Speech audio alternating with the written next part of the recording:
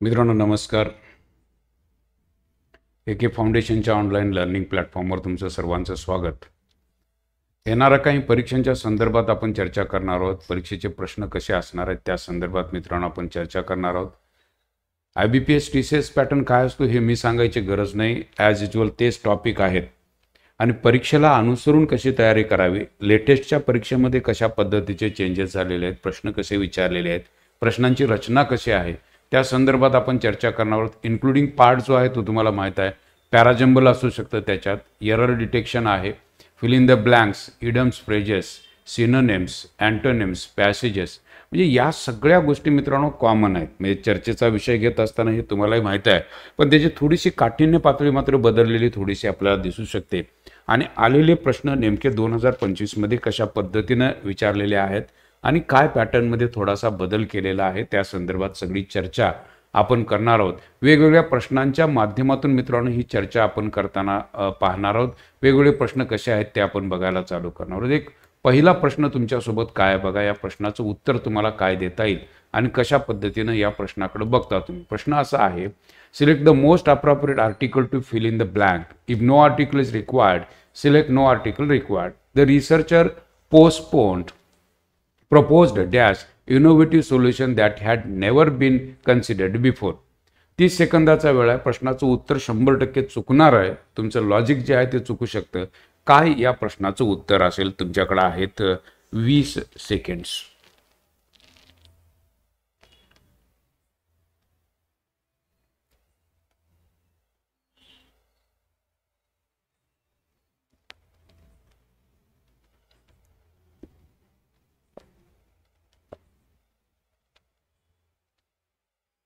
Yes. आता या प्रश्नाकडे बघितल्यानंतर मित्रांनो तुमच्या एक गोष्ट चटदिशी लक्षात यायला पाहिजे, ती सांगतो की the researcher proposed dash innovative. आता या ठिकाणी जर बघितलं तर हे इनोव्हेटिव्ह आहे, राईट. आणि तुम्हाला आर्टिकलच्या संदर्भातला हा प्रश्न दिसतोय. आता आर्टिकलच्या संदर्भात ॲन किंवा द, आणि तुम्हाला शिकवलेलं आहे की जेव्हा हा वोवेल साऊंड असतो त्यावेळेला वोवेल साऊंड असताना ॲन वापरायचं असतं असं शिकवलेलं आहे. कारण तुम्हाला शाळेत शिकवलंय AEIOU यानं जर कुठं नामाची सुरुवात झाली तर मित्रांनो आपण वापरणार आहोत ते म्हणजे ॲन. पण मित्रांनो या ठिकाणी बघितलं तर या ठिकाणी दॅट आलेला आहे आणि या ठिकाणी हा जो आहे हा समोरचा जो भाग दिसतो, हा सगळा समोरचा भाग मित्रांनो याला म्हटलं जातं क्लॉज. हे तुमच्या लक्षात यायला पाहिजे. The researcher proposed dash innovative solution that had never been considered before. नामाच्या समोर ज्यावेळा मित्रांनो असा क्लॉज दिसतो, हा जो क्लॉज आहे असा क्लॉज जर नामाच्या समोर दिसत असेल तर मित्रांनो याच्या पाठीमागं आपल्याला द वापरावं लागतं आणि तुमचं उत्तर या ठिकाणी 100% चुकतं. या ठिकाणी द यायला हवं. हे अशा पद्धतीचे बेसिक गोष्टी जर मला व्यवस्थित माहिती असतील तर प्रश्नांची उत्तरं मित्रांनो अगदी सोपी जातील. पुन्हा एकदा हे मी सांगेन की जर नाऊन असेल, मी काय सांगतोय ऐकून घ्या, जर नाऊन असेल आणि समोर समोर जर क्लॉज असेल तर 100% त्या नामाच्या पाठीमागं आपल्याला द वापरायचा आहे. कारण समोर येणारा हा जो क्लॉज आहे हा क्लॉज या नामाला डेफिनेट करतो. त्यामुळं आपल्याला या ठिकाणी द वापरायचा आहे, हे लक्षात घ्या. अशा पद्धतीचे प्रश्न अगदी साधे सोपे असतात, पण या प्रश्नांची उत्तरे देत असताना आपला बेस पक्का असेल तर प्रश्नाचं उत्तर अगदी सहज पद्धतीनं आपण देऊ शकतो. ओके, माझ्या मते मुद्दा तुमच्या लक्षात आला असावा. समोर नाऊन किंवा क्लॉज असेल. हां, हे बघा TCS DMER 2023चा प्रश्न आहे, पॅराजंबलचा प्रश्न आहे मित्रांनो. वाक्य तुम्ही वाचून बघायचं आहे. Sentences of the paragraph are given below in jumbled order. Arrange the sentence in right order to form a meaningful and coherent paragraph. Now there are 4 options आपके साथ, BDAC, ABCD, BABC and ACBD. 30 सेकंदाचा वेळ मित्रांनो तुमच्यासोबत आहे. वाक्य वाचून बघायचे आहे. एक लॉजिक जर तुमच्या लक्षात आलं तर प्रश्नाचं उत्तर अगदी 10 सेकंदाच्या आत सुद्धा तुम्हाला येऊ शकतं. तुमची वेळ चालू झाली आहे. तुम्ही काय उत्तर देणार आहात, थोडासा लेंदी पॅसेज तुम्हाला दिसतोय, पण ट्रिक जर तुमच्याकडे असेल तर 10 सेकंदाच्या आत तुम्ही उत्तर काढू शकता. कमाल.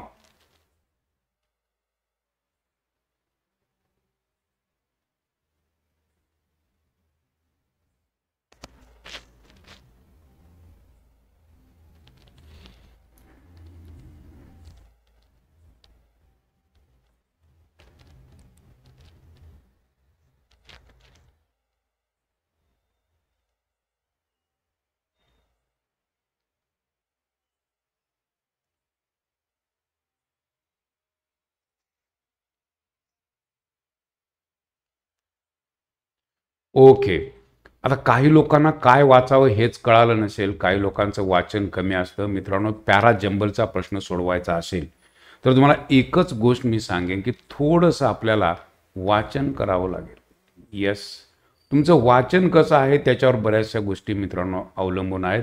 तुम्हाला वाचन थोडंसं सुधारावं लागेल, कारण जनरली काय होतं की आपण एकतर इंग्रजीचं वाचनच आपण करत नाही, मुळात वाचलेलंच कधी नसतं, आणि अशी लेंदी वाक्य जेव्हा दिसतात तेव्हा आपल्याला वाचनाचा लागणारा वेळ प्रचंड असतो. तो जर वाचवायचा असेल तर थोडंसं वाचन वाढवा. आता वाक्याकडे बघितल्यानंतर कॉमन गोष्टी लक्षात ठेवा की कॉमन गोष्टी काय, की वाक्य इथं दिसतंय, the interplay between form of content and literature creates a multi layered reading experience. दुसरं वाक्य दिले, धिस कॉम्प्लेक्सिटी. आता धिस कॉम्प्लेक्सिटी या धिसवरून कळतं हे धिस हे प्रोनाऊन आहे. ओके, हे प्रोनाऊन कधीही ज्यावेळा वाक्यामध्ये येतं त्यावेळा त्याच्या पाठीमागं काहीतरी असावं लागतं तरच ते धिस येऊ शकतं. त्यामुळे बीनं तर सुरुवात होणार नाही, त्यामुळे तुमचा बीचा ऑप्शन हा निघून गेला. बघा मी ऑप्शन कसे काढून टाकायला लागले. बघा बीचा ऑप्शन तुमचा निघून गेला, धिस कॉम्प्लेक्सिटी. ओके, कॉम्प्लेक्सिटी म्हणजे अवघडपणा, राईट, गुंतागुंत ज्याला म्हटलं तर कॉम्प्लेक्सिटी. म्हणजे एक तर ए न सुरुवात होईल, बी न तर होणार नाही. Authors often use literary devices such as a symbolism, irony, allegory or add depth to their work. Okay मित्रांनो, यानं सुद्धा सुरुवात होऊ शकते, कारण ऑथरनं सुरुवात झाली. ऑथर हे नाव नाही, कायम लक्षात ठेवा, नामानं सुरुवात होऊ शकते ऑथर. पण इथं जर बघितलं तर सी तर दिलेलंच नाही, ए न दिलेलं आहे, डी न दिलेलं आहे, ए न दिलेलं आहे, राईट. ए न सुरुवात होती म्हणून मी सांगितलं होतं. आता last option, through this interplay, this परत धिस आलं म्हणजे डी न सुरुवात होणार नाही, राईट. म्हणजे तुमच्या लक्षात आलं की बी आणि डी न सुरुवात होत नाही, म्हणजे हे बी आणि हे डी, कारण याच्यामध्ये दोन्ही ठिकाणी धिस आले. हे धिस नेमकं कशासाठी आले हे कळत नाही. मग आता तुमच्याकडे राहिला पर्याय ए आणखी सी. मुद्दा असा आहे की सी न कुठंच सुरुवात केलेली नाही, डी न तर सुरुवात होऊ शकत नाही. हे मी बघितलं, धिस आलेला आहे म्हणजे या ठिकाणी डी न सुरुवात होणार नाही. आता राहिले ऑप्शन तुमचे ए बी सी डी का ए सी डी बी. आता बघा या ठिकाणी म्हणजे तुम्ही सी न सुरुवात करू शकत नाही, ए न सुरुवात केली, right. The interplay between form and content in a literature creates a multi layered reading experience. Okay, आता यानंतर ऑथरचा उल्लेख करायला पाहिजे. Author often use literary devices, म्हणजे एच्या नंतर सी पाहिजे. मित्रांनो, एच्या नंतर सीचा ऑप्शन आपल्याकडे हा आहे. उत्तर 100% हे असणार आहे. म्हणजे अशा पद्धतीनं पहिली गोष्ट जर तुम्ही पॅराजंबल बघत असाल तर पहिलं वाक्य मला व्यवस्थित ठरवता आलं पाहिजे. पहिलं वाक्य कोणतं असेल हे जर तुम्हाला व्यवस्थित कळालं, मग पहिलं वाक्य ठरवत असताना पहिल्यांदा वाक्यामध्ये प्रोनाऊन जे आहेत, ओके, प्रोनाऊन जे आहेत ती वाक्य सुरुवातीला येणार नाही, त्यामुळे ती वाक्य तुम्हाला काढून टाकावी लागतील आणि मग दुसऱ्या वाक्यांचा विचार करावा लागेल. ज्या ज्या ठिकाणी प्रोनाऊन दिसतं ते आपण ऑप्शन्स डिलीट करून टाकायचे. एलिमिनेशन मेथडचा व्यवस्थित वापर केला तर अशा पद्धतीच्या प्रश्नांची उत्तरं अगदी सहज देऊ शकता. पुढचा प्रश्न मित्रांनो काय आहे बघा. या प्रश्नाचं उत्तर अगदी सहज पद्धतीनं तुम्ही देऊ शकाल. उत्तर देण्याकरता तुमच्याकडे 30 सेकंदाचा वेळ. Select the most appropriate option to fill in the blank. She wanted to attend the concert dash, she had to work late and completely forgot about it. समाज कल्याणचा प्रश्न 2025चा प्रश्न, लेटेस्टचा प्रश्न आहे मित्रांनो. काय उत्तर द्या.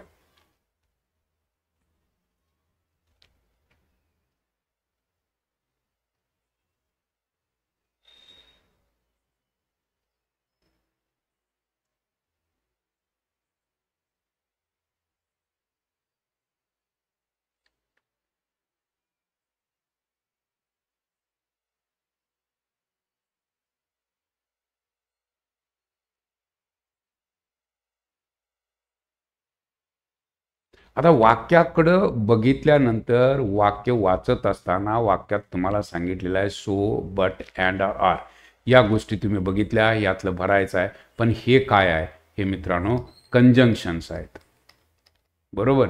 ही आहेत कंजंक्शन्स आणि तुम्हाला कंजंक्शन भरायचं आहे, लक्षात घ्या. कारण कंजंक्शनच्या संदर्भातला हा मित्रांनो प्रश्न आहे. काय आहे, सो कंजंक्शन आहे, बट कंजंक्शन आहे, अँड कंजंक्शन आहे, ऑर कंजंक्शन्स. म्हणजे तुम्हाला ऑप्शन बघितल्यानंतर तुम्हाला कळालं की कंजंक्शनचा हा विषय आहे, हा तुमच्या लक्षात आला. आता मुद्दा असा आहे, सो काय करतं, परिणाम दाखवतं. बट काय दाखवतं, कॉन्ट्रास्ट दाखवतं, एकमेकाच्या विरोधातली वाक्य दाखवतं. अँड वाक्य जोडतं. आणि आर काय करतं तर आर तुम्हाला विरोधाभास दाखवू शकतं. त्यामुळे या सगळ्या कंजंक्शनचा व्यवस्थित अभ्यास असेल आणि वाक्याचा संदर्भ जर व्यवस्थित कळाला तर उत्तर मित्रांनो कळणं सोपं जाईल. काय सांगावले बघा, वाक्य बघा. She wanted to attend the concert. तिला कॉन्सर्ट अटेंड करायची होती. Right, okay. या वाक्याचा अर्थ झाला she wanted to attend the concert. कॉन्सर्टचा अर्थ आहे मैफिल. तिला मैफिल अटेंड करायची होती. Yes. She had to work late. तिला जास्त काम करावं लागलं उशिरापर्यंत. She had to work late and completely forgot about it. ती विसरूनच गेली. आता या ठिकाणी and she had to work असं होईल का? नाही. ऑर होईल का? नाही. सो होईल का? या ठिकाणी बट, पण, कारण ती फॉरगॉट झालेला आहे, पण ती विसरून गेली. She wanted to attend the concert but she had to work late. तिला जास्त काम करावं लागलं, उशिरापर्यंत काम करावं लागलं and completely forgot about it. त्यामुळे बटचा वापर वाक्याचा तुम्हाला लक्षात यायला हवा तो म्हणजे संदर्भ. ओके. वाक्य वाचून बघितल्यानंतर तुम्हाला संदर्भ जर कळाला प्रश्नाचं उत्तर मित्रांनो अगदी सहज पद्धतीनं तुम्ही देऊ शकता. कुठेही तुम्हाला अडचणी येताना दिसणार नाही. पुढचा प्रश्न कसा आहे बघा. 30 सेकंदाचा वेळ तुमच्यासोबत आहे. तुम्ही उत्तर काय देणार आहात? Yes. Select the most appropriate option to fill in the blank. She is very careful person. She never takes sides and remained dash while her brother argued. काय उत्तर द्याल? व्होकॅबचा प्रश्न आहे. बघू या प्रश्नाचं उत्तर तुम्ही काय देता.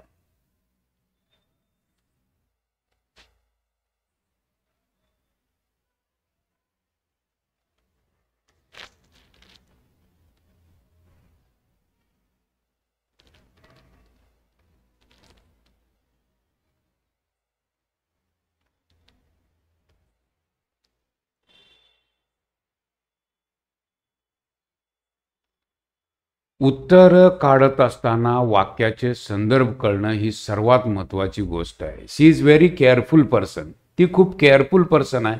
याच्यातूनच तुम्हाला कळालं की ती केअरफुल असेल तर सावध असेल. शी नेवर टेक्स साइड्स. ती कोणत्याही बाजूला झुकत नाही, ती कोणाचीही बाजू घेत नाही. And remained. जो माणूस कोणाचीच बाजू घेत नसतो तो पार्शॅलिटी करेल का? नाही. पार्शियल असेल का? नाही. प्रिज्युडाइज्ड. मित्रांनो शब्द लक्षात ठेवा बरं. प्रिज्युडाइज्डचा अर्थ आहे पूर्वग्रह दूषित. पूर्वग्रह दूषित याला म्हटलं जातं पूर्वग्रह दूषित. प्रिज्युडाइज. न्यूट्रल. ज्या अर्थी ती केअरफुल आहे आणि ती कुणाचीही बाजू घेत नाही याचा अर्थ ती न्यूट्रल असायला हवी. याचाच अर्थ उत्तर 2 नंबर यायला पाहिजे. Basically these the questions are related with the vocab. How do you understand the meaning of the sentence? How you derive the meaning of the sentence? That is what very important. If you want to go for the conjunction, you need to know the meaning of the sentence. Only then you can answer all such questions. If you don't know the meaning, then you can't give the answers of the questions. So you should read the question. You need to try to understand the meaning of the sentence, and only then you can give the right option among these options. Yes. पुढचा प्रश्न मित्रांनो काय बघा. कशा पद्धतीने या प्रश्नाचं उत्तर देऊ शकता. 30 सेकंदाचा वेळ तुमच्यासोबत.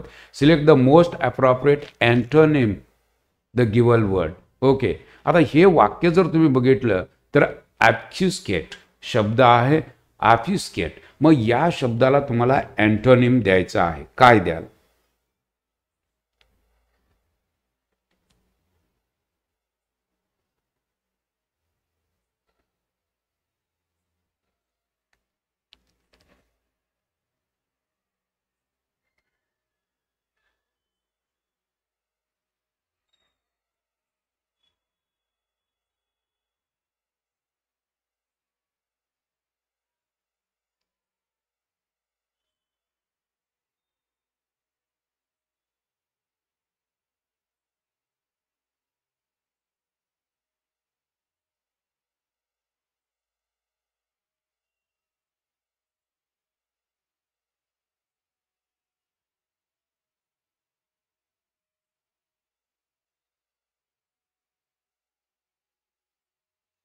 बघा काही सुचतंय का? तुम्हाला सुचणं खूप गरजेची गोष्ट आहे. सुचत असेल तर अशा पद्धतीच्या प्रश्नाची उत्तर अगदी सहज येऊ शकते.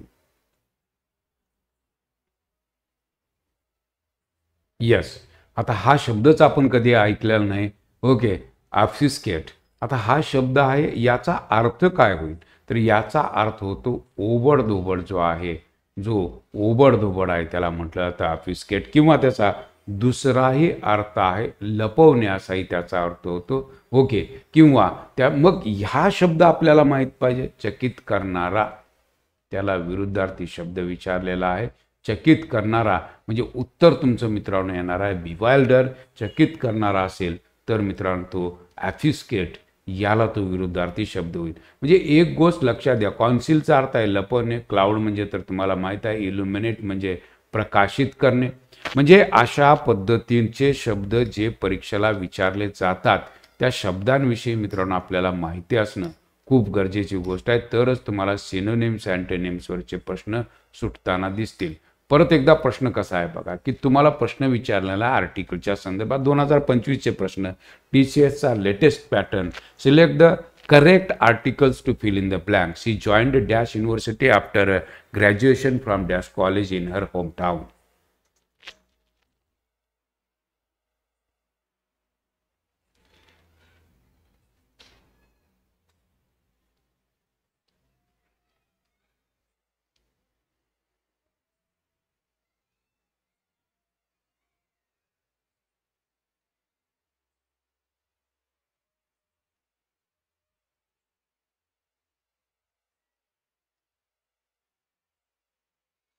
यस, जर तुम्ही प्रश्न बघितला, she joined dash university after graduation from college in her home town. इथं यू आहे, युनिव्हर्सिटी आहे, इथं कॉलेज आहे, सी आहे. जर तुम्ही वाक्याची किंवा शब्दांची सुरुवात बघितली, या नामांची जर सुरुवात बघितली तर हा कन्सोनंट साऊंड आहे.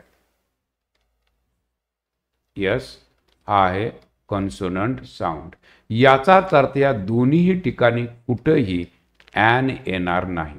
हे जर ॲन येणार नसेल तर हा पर्याय निघून गेला, हा पर्याय निघून गेला. म्हणजे दोन पर्याय अगदी सहज तुम्ही काढून टाकलेत. आता मुद्दा असा आहे, हे जर कळालं द अ का अ द.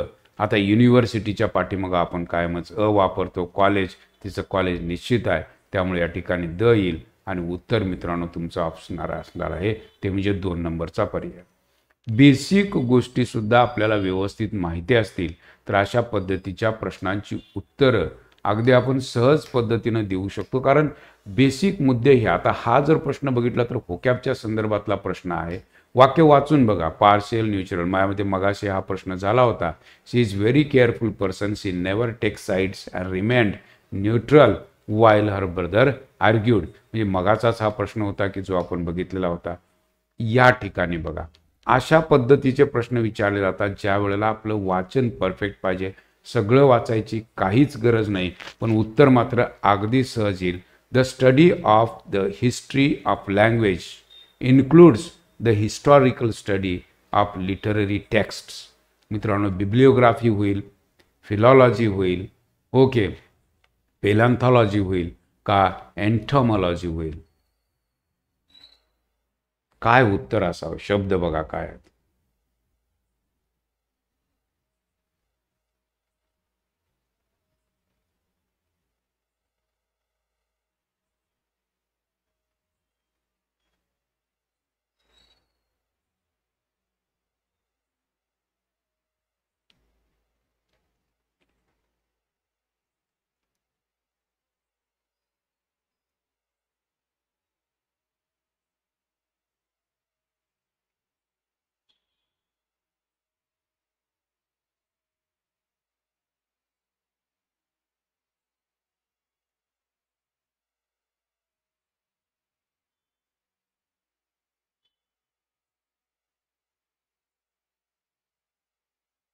मित्रांनो, सांगायची गरज नाही, या ठिकाणचं उत्तर एका वाक्यावर तुम्हाला कळू शकतं.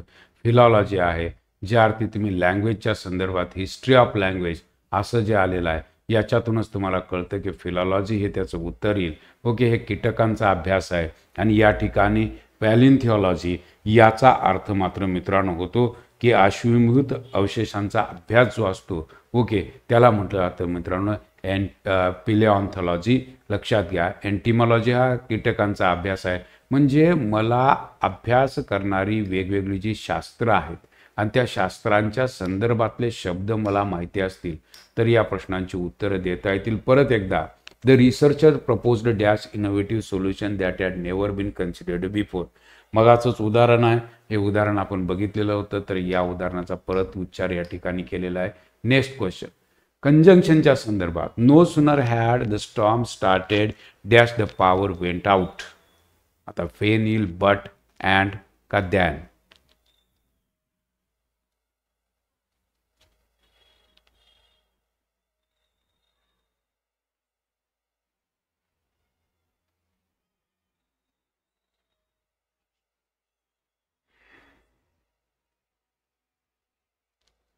मित्रांनो, या प्रश्नाचं उत्तर अगदी सहज देऊ शकता, कारण तुम्हालाही माहित आहे नो सुनर दॅन असतं, हे तर तुम्हाला माहीत आहे, त्यामुळे मीही सांगायची गरज नाही. उत्तर तुमचं अगदी बरोबर आहे, हेच त्याचं उत्तर असणार आहे. 4 नंबर अगदी बरोबर पर्याय, कुठेही अडचणीचा भाग नाही. साधी गोष्ट होती, ही साधी गोष्ट कळायला तुम्हाला कुठेच अडचण आलेली नाही. प्रश्न बघा, या प्रश्नाचं उत्तर तुम्ही काय द्याल. The startups equates business plan left investors uncertain, but they admired the team's innovative spirit. Select the most appropriate synonym of the underlined word in the given sentence.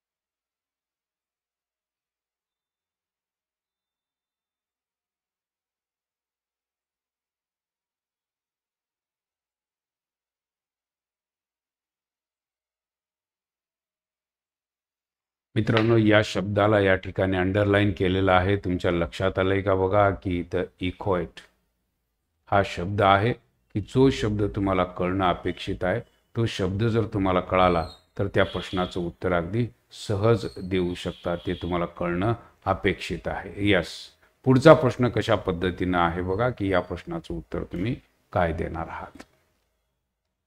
The sentences of paragraph are given below in jumbled order. Arrange the sentence in the right order to form a meaningful and coherent paragraph. Yes, मगाचाच प्रश्न आहे, त्यामुळे हा प्रश्न पुन्हा एकदा repeat झालेला आहे. Next, polyglot, a person who can speak 2 languages.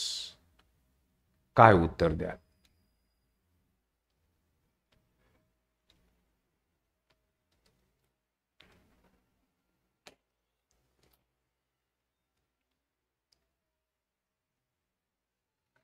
Very simple question.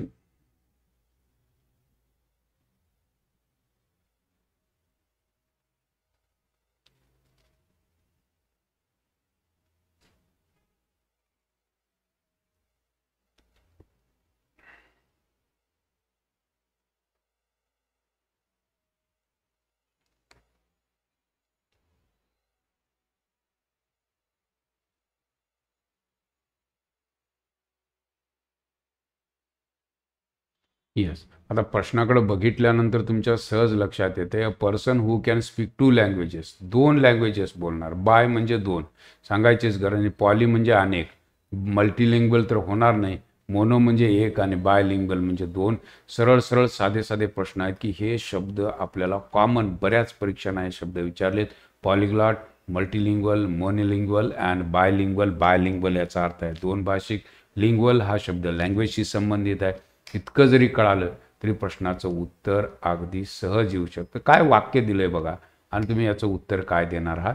Select the most appropriate meaning of the given proverb. You can't make an omelette without breaking few eggs.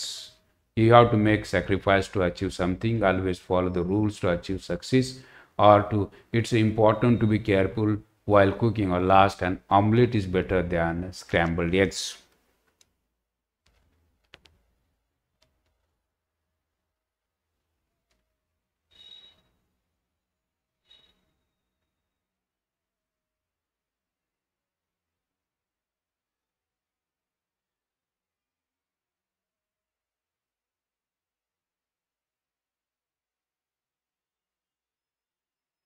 वाक्याचा संदर्भ जर तुम्हाला कळाला, you can't make an omelette, omelette बनवायचा असेल तर you have to break the eggs, तुम्हाला break म्हणजे हा जो आहे you have to make sacrifices to achieve something, always follow the rules to achieve success, it's important to be careful while cooking. हे तर होत नाही, हेही होत नाही, या दोन मध्ये तुमचं कन्फ्युजन राहिलं असेल.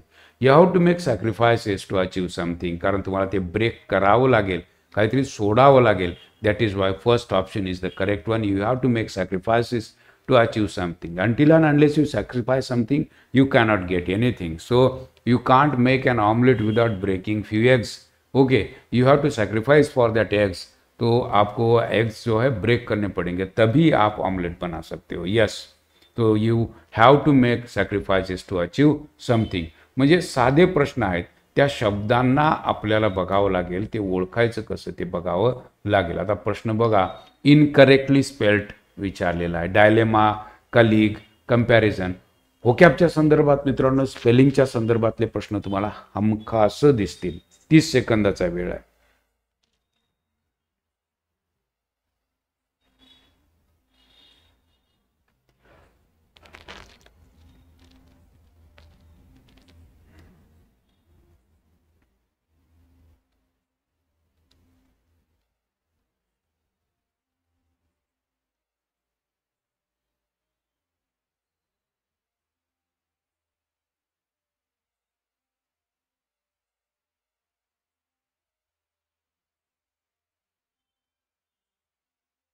बघा, या ठिकाणी जर तुम्ही बघितलं तर तुमच्या सहज लक्षात येईल ते असं की डायलेमाचं स्पेलिंग द्विधा मनस्थितीत असणे, WMA बरोबर आहे. कलिग, ओके, हेही बरोबर आहे. कंपॅरिझन, RISION बरोबर. बिझिनेस, SI पाहिजे मित्रांनो. ओके, इनकरेक्टली विचारलंय, त्यामुळे तुमचं उत्तर येणार आहे ते म्हणजे 2 नंबर. लक्षात ठेवा, SI पाहिजे, BUSINESS. बिझिनेसचं स्पेलिंग मित्रांनो चुकीचं आहे. म्हणजे हे सगळं लेटेस्ट जे प्रश्न आहेत जे आपण बघितले, अशाच पद्धतीनं आपण चर्चा मोठ्या स्क्रीनवर सुद्धा लवकरच चालू करतोय. तात्पुरत्या स्वरूपातली सगळी चर्चा तुम्हाला आवडली असावी. आवडला असेल तर सेशन फॉरवर्ड करा आणि कमेंट करायला विसरू नका. Thank you very much.